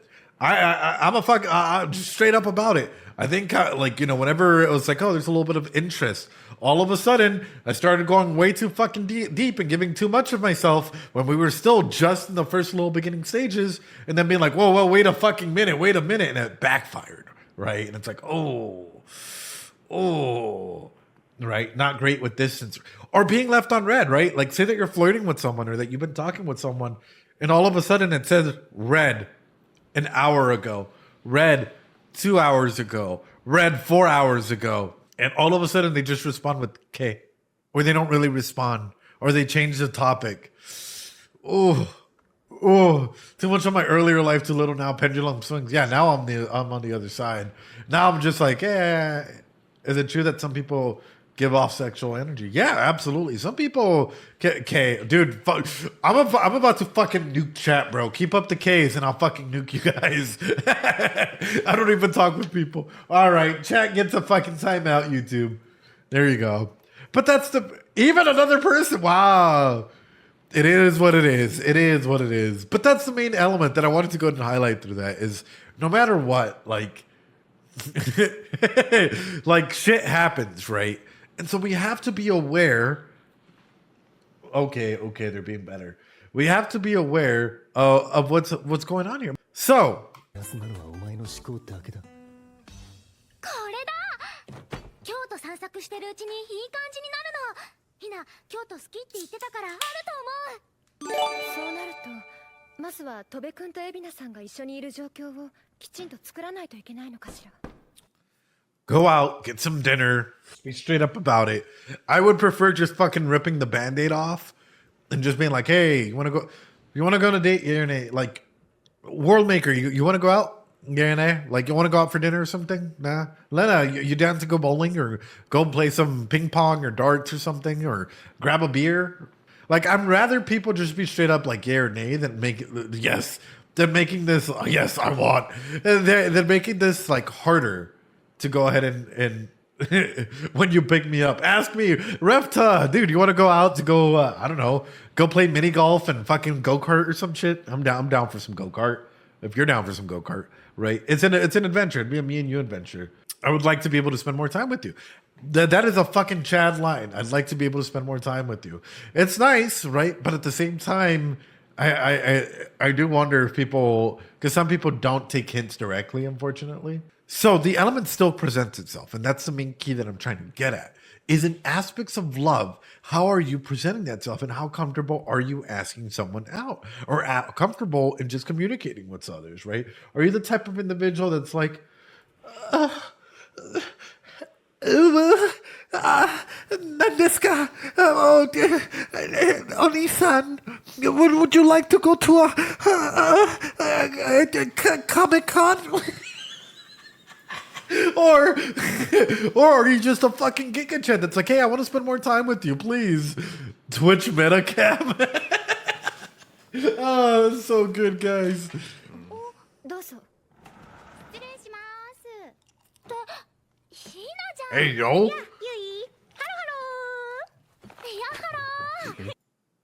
The hello brings a fucking smile. 何それどこかの部族の挨拶なの雪の下さんんも引谷くんもハどうも。どうぞ。 Hello, hello. ローどうしたの？あのね、トベッチのことでちょっとそう。 Strong normie energy. トベッチ？何？トベッチさ、トベッチが Yeah. トベッチ最近早く仲良くしすぎてる。大川君と山田君がフラストレーション。トライアングルハートが台無しだよ。 Oh.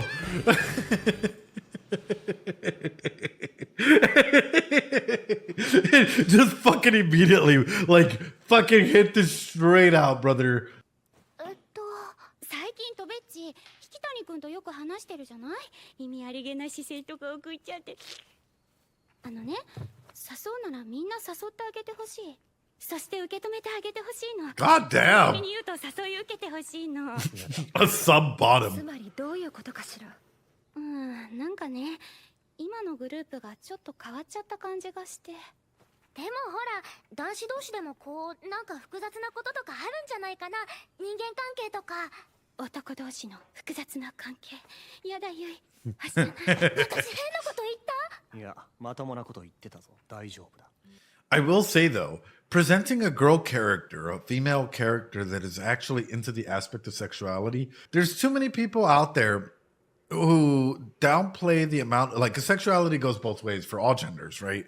Like, people can be extremely horny or like not enough horny. Like, you know, essentially you can be hypersexual or hyposexual in some manners. This goes for guys, girls, everyone in between. And the reason that I'm touching on this is oftentimes media does not present female characters that lead into some sort of horniness, right?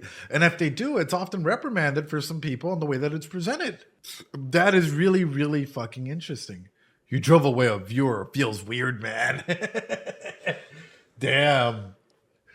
That's awesome that they're doing it this way, and I fucking love that shit. It's like, for example, hyposexuality is the reverse of hypersexuality. So, for example, people might find, and this is what I'm talking about. We all have different distortions as to what we find okay and not okay with hypersexuality or with the sexuality spectrum. Some people find, like, you know, look at Rudy as hypersexuality, and you look at it as like, oh, like from Moshiko Tensei, completely disgusting aspect, right? In terms of like, oh, what he's tried, disgusting. There's no justifying that behavior. They look at Araragi's-kun's same aspect, doing weird shit with the sister and other things, and they'll fucking defend it to no death, right? Even though it's very similar in some regards. Hypersexuality in men, right? Now let's flip it into, for example, gushing over magical girls. We have Utena.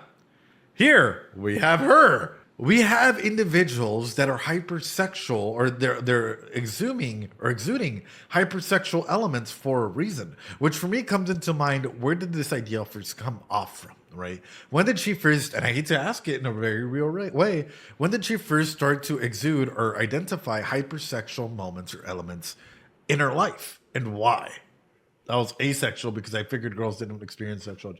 No, Ninja Maid, 100%. Like, it took me forever to figure out I was asexual. 100%.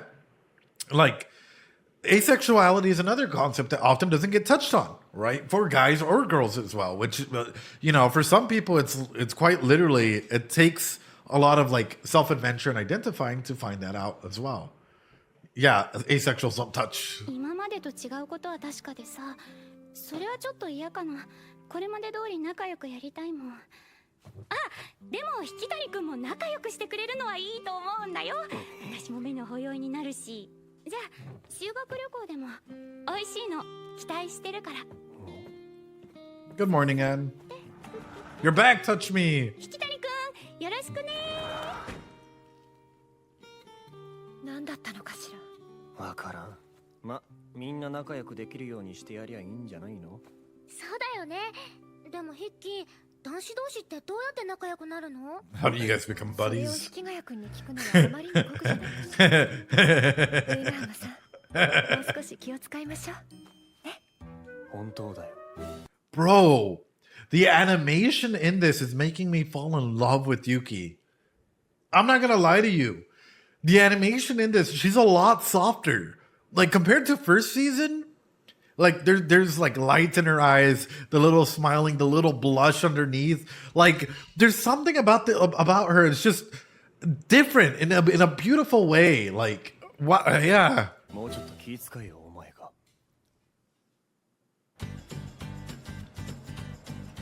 じゃあどうやって座ろうか。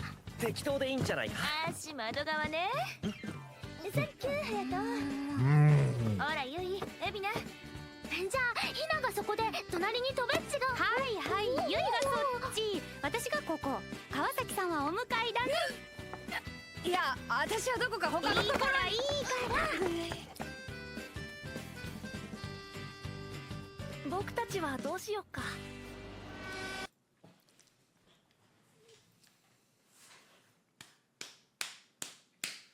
Right here, Saika. Right here.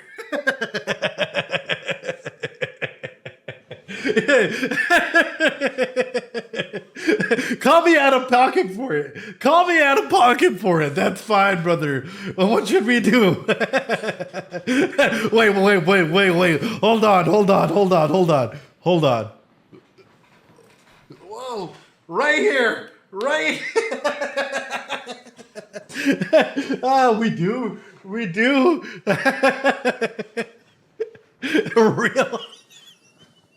I'm stopping, brother.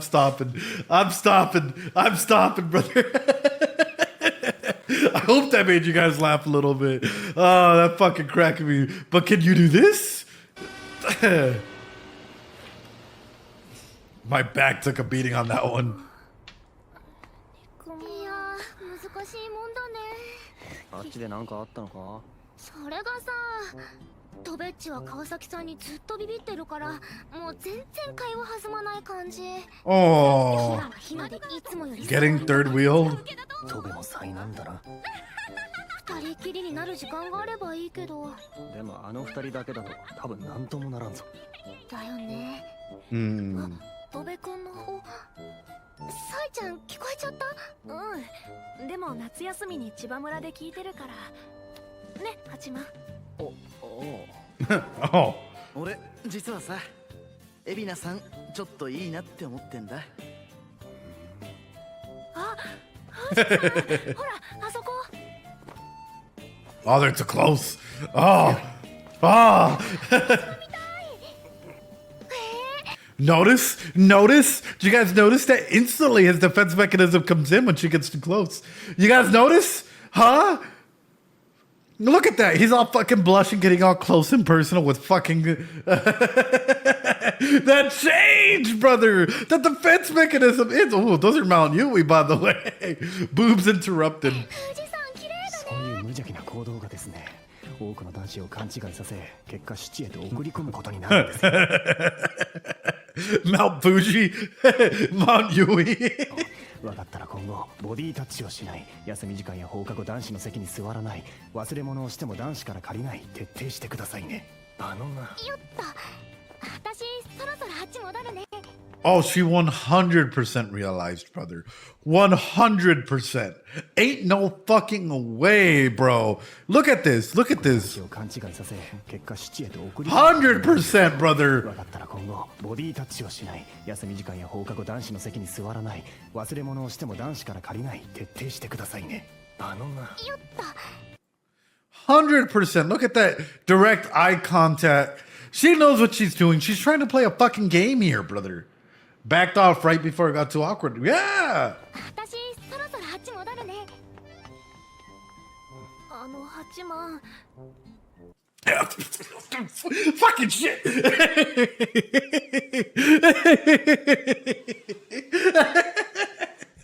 I would be gone.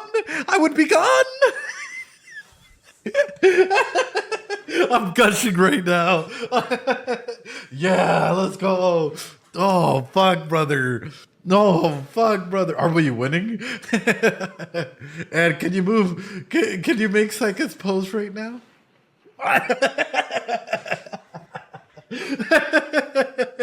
Is that what you want, chat? Something like that? Psycho Bro's eating good. You guys kill me every time. That's thumbnail. My eyes. Fuck you guys. Cha-chan. あ悪い Oh.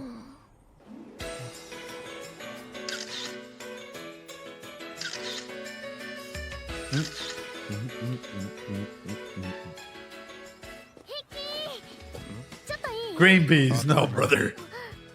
仕事忘れたの？もうトベッチとヒナは呼んであるから早く早く。中真っ暗だな。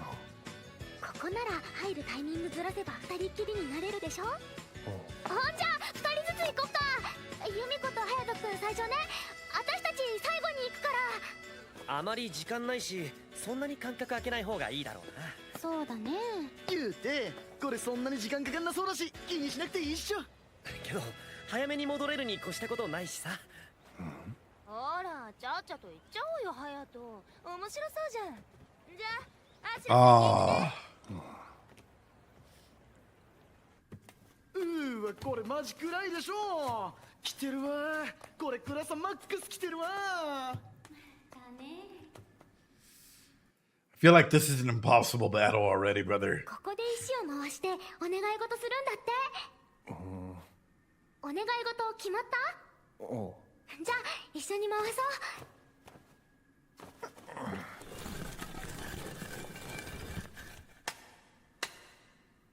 それは神社行った時の作法だ。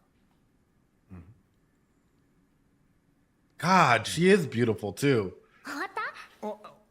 God, why does this show do this, man? It like gives a moment of silence to just take in their natural character in such a beautiful way. Like it's not even like in a sexual way, but just in the way that it represents the characters completely, right? Through all the chaos, through all the like wild action that's been happening in the show, right? Of like their actual conversations and like interdialogue and 1,001 things, it's still able to showcase the very human elements that represent these characters in very simple shots. That's fucking powerful, dude.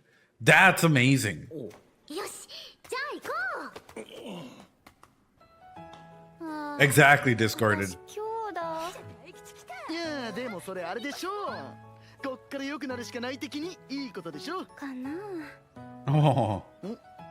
結ぶなら高いところの方がご利益あるらしいぞ。任してみ。ありがとう。さすが男子。 I feel like even if she was mildly interested in you, she would probably want you to like, okay, I hate to fucking break this. She would probably buy a chair at the edge of the bed and then be like, I want you to let's get Saika in here and I'm gonna sit at this chair and I'm just gonna watch. I feel like she totally would, brother. Like, oh no. Not the chair. Fuck you guys. You guys know it though. Being up for the commandeer seat, commander seat. Exactly. She would probably be like, "No, you're gonna be the sub bottom tonight, and you're gonna be the power top."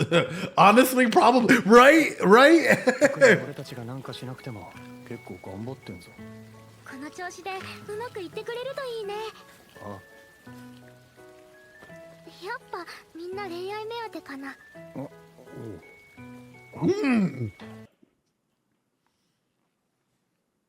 Stop. They're not doing her fucking dirty. Fucking sensei.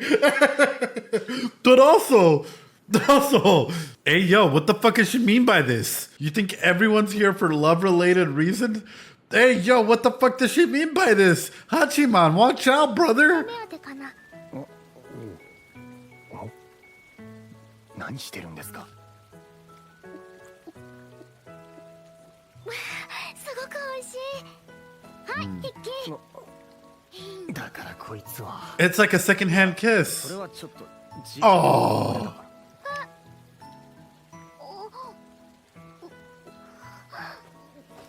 別にそんなの気にしなくていいのに。俺は気にするんだよ。だいたいそれで飲んだら味とかわかんなくなっちゃうだろうが。 Oh. Hachiman, run fucking quickly. She's trying to like, we're trying to get you there, brother. We're trying to get there. But at least she's like, She doesn't push. She's adorable in the way that she does confrontation. But why do I feel like for some people, it's not enough? I feel like for some people, this form of confrontation, you guys would get sick and tired of Yui. I hate to put it this way, but for some people, Yui can be fucking amazing, adorable, cute in every single sense of the word, right? But for some people, it's like, you know what? I think I can only take so much of it, right? She's Psyche as a threat. She sees Psyche as a threat. That's why she's put. Yeah. 真っ赤がない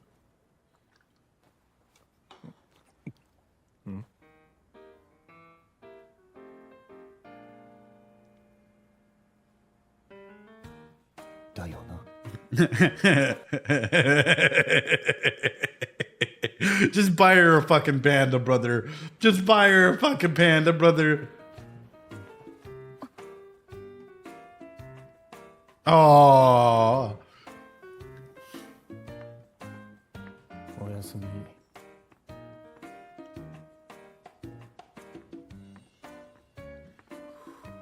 あら奇遇ね。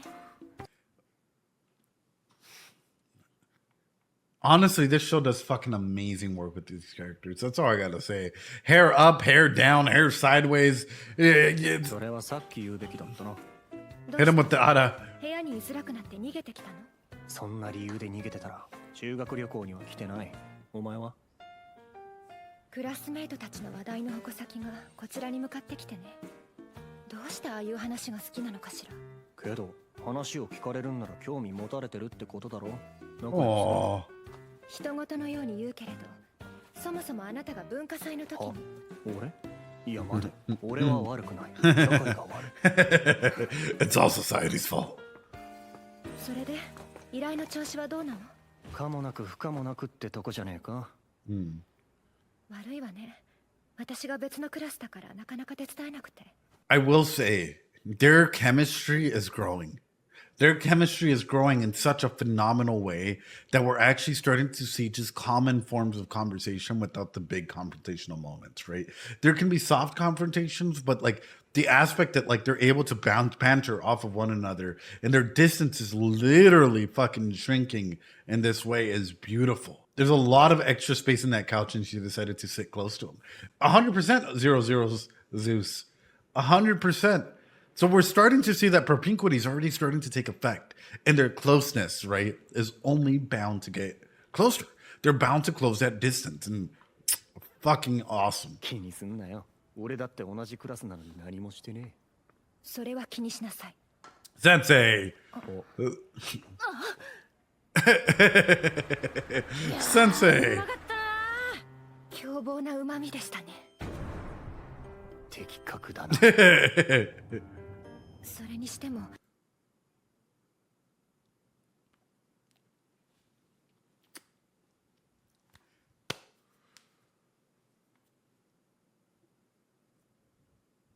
Now, I gotta be honest.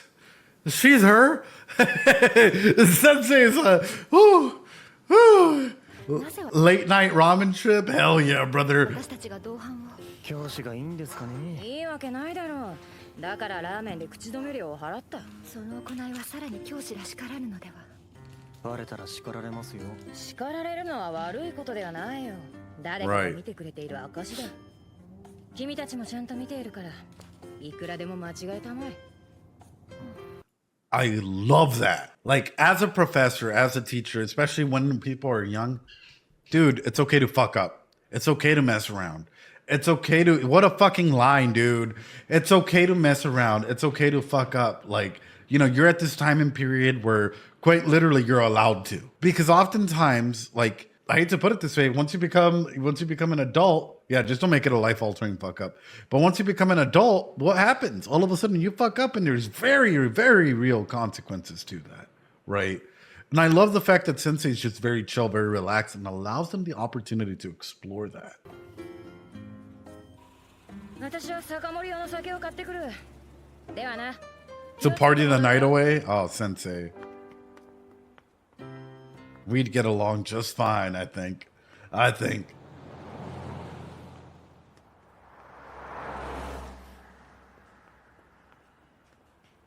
Oh,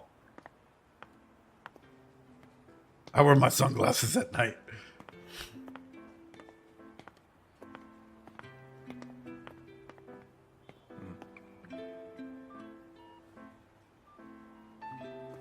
そこ右の。そう。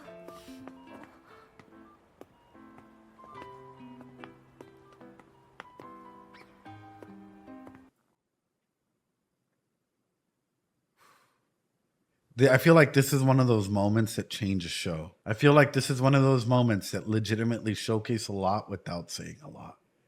Yeah, he takes the lead, he takes charge, and now we're starting to see a softer side, which also makes me wonder how often Yukino's out like walking around to not really like be able to like be street smart, but still powerful moment, being normal and reliable, 100%.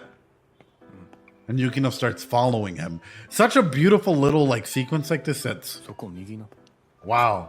そう。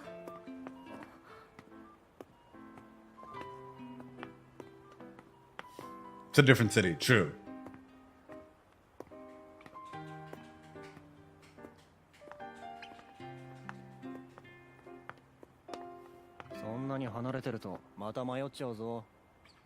Oh. 先に行ってくれて構わないのに。いや、別に先に行く意味も大してないだろ。 Oh. そこだし。あなたがそうでも私は困るもの。何が？そのこんな時間だし一緒にいるのを見られると。 Oh. そうか。 Oh. Look at how that face, brother, from a little bit of blush, right? From a little bit of tease and blush to instant like, oh, look, fucking like it makes my heart melt. Like it also like kind of breaks it, right? His realization, his cognitive distortion already processed that, and he's like, oh yeah, like whatnot. To the instant face of like, oh shit, oh whatever, right? Like they may have come off wrong. He also never considered it. Man, my heart. This man, the scene sells so much. じゃあな。ええ、おやすみなさい。その送ってくれてありがとう。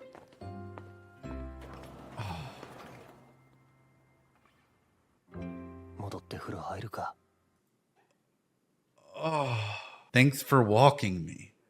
I think he walked with you, but sure. My heart fucking breaks, man. And I do wonder, I do think that like Sensei needs to touch base with Hachiman in terms of like how he allows himself to open up and how he expresses those emotions to others. Because Sensei is very much on top of them, and like as she said, she's keeping an eye on him. So she probably understands and sees the situation that's happening. There needs to be a direct communication with Hachiman, like, hey, you also have to take into others' feelings and considerations as well as your own. Touch tips. She's what? Like, give tips. You know what I'm talking about. She's what? Wait,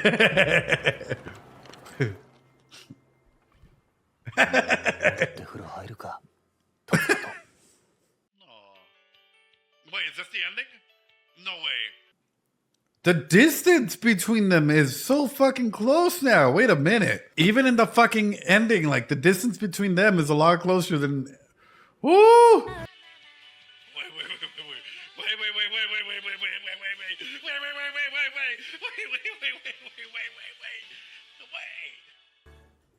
Wait.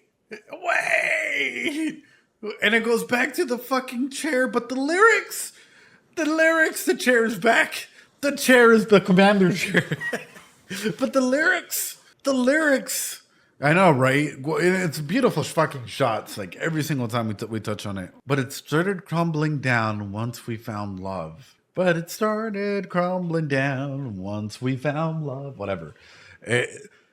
Our everyday life could fall apart in a flash, so we remain cowards as our overflowing emotions continue to hurt us forever. Woo! Man, who let this show fucking cook with this fucking lyrics, brother? I feel like it's just told us a fucking journey. Like, how long can these girls keep these emotions within them before it starts hurting? And for Hachiman himself, how long can he keep his emotions in check before it starts hurting them as well? Dude, it's episode 1.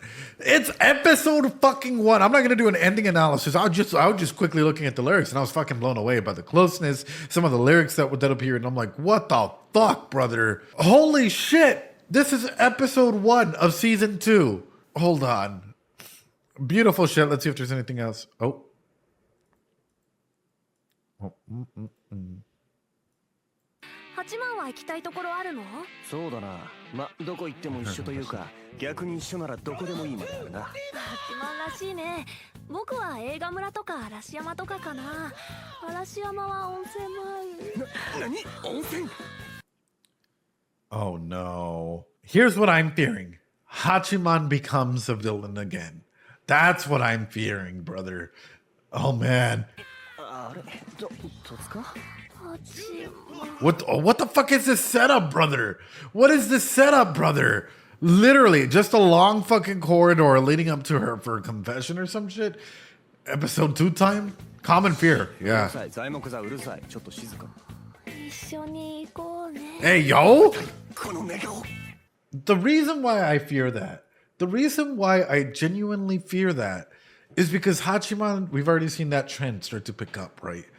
How long before he starts hurting others or others start to recognize that he's hurting himself in the process? Now, Kiss Saika. I'm so excited for a fucking episode 2. Bro, episode 1 already has me fucking like sweating bullets here. It's fucking amazing. Like, holy shit, ladies and gentlemen. Is this the quality that season 2 has? How long? Exactly, Endless. How long until relapse? And that's the real question to ask. But is this the quality of season 2? Because if it is, color me fucking impressed, brother. Color me fucking impressed. Holy shit, man. Guys, I can't say this enough. Season 2, episode 1 already has me fucking impressed. Oregairu is a fucking top tier show that I feel often may get shit on because it's a romantic comedy. But still, the elements it presents, the characters it presents, the drama in it, the fact that we're talking about like relapse and like how to make friends, what is love, what is propinquity, what are elements of being put on a pedestal, how these characters interact with one another. 1,001 things in that regard. Phenomenal. Fucking phenomenal. The fact that some of these shots are just like, you just take it in for what it's worth. Insane. Literally fucking insane. And I can't say this enough. I am beyond happy to be doing this show. Ladies and gentlemen, I hope that you guys enjoy it. Come and join us. Oh, leave a comment when this comes out on YouTube, please, for the algorithm. It helps a ton. Like, comment, share, that whole thing. But ladies and gentlemen, I will say this. Hey, I do get a lot of shit wrong. Do not get me wrong. My job isn't to predict shit, nothing. It's to analyze the characters. And I will always say, I get shit wrong and that's okay. But I also get some stuff that's pretty interesting, analytically speaking, about the characters that are just a little right. And whenever we hit those moments with some of these characters, it's always amazing to go ahead and hear and like see the deep dives that happen with them as the show keeps going. Super duper excited. I'm wondering where this is going to go. What even season 3 might be. If this is season 2, where is season 3? You're also doing a great job to Oregairu. Your analysis is making me see it with a whole new perspective. I'm now enjoying this anime that I want. Oh, World Maker. Well, thank you. And that's my job, man. Like at the end of the day, I want people to like take anime a little bit more seriously and look at it through the psychological lens and look at it through the like perspective of actual analysis, because it has a lot of amazing stuff to go ahead and analyze and take apart, right? One season at a time, or you might have, oh man. But ladies and gentlemen, with that being said and done, I appreciate y'all for being here. Come and join us here on Twitch. Leave a comment, like, subscribe, that whole ordeal. And honestly, you guys mean the absolute world to me. Thank you so much for coming. Practice some self-care. Love yourself. And if nobody's told you today, know that I'm proud of you guys. You guys are fucking amazing.